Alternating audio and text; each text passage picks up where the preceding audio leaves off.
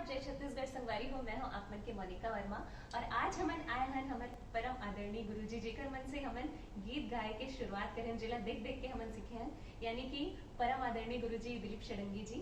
और हमर मोहनी गाना ला आप मन अतेक मया दे हो, अतेक दुलार दे हो। और मोहनी गाना जब बनत रही से तो भी हमन सर के पास आ रहे, आज जब मोहनी सफल हुई तो भी हम सर से आशीर्वाद ले रहे हैं। तो सर, आज हमन आपके साथ एक गीत ला गाना चाहते हैं, स्टार्ट कर रखा हूँ।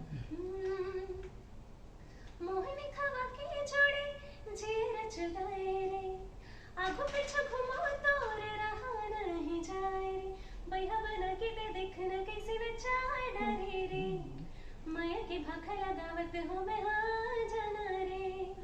धरती माते तही आगास माँ, हकीकत माते तही आभास माँ, बैहा बना के ते देखन कैसे नचा डरे रे, माया के भाखा लगावत हो मैं आ जाना रे, बैहा बना के ते देखन कैसे नचा डरे रे, माया के भाखा लगावत हो मैं आ जाना रे।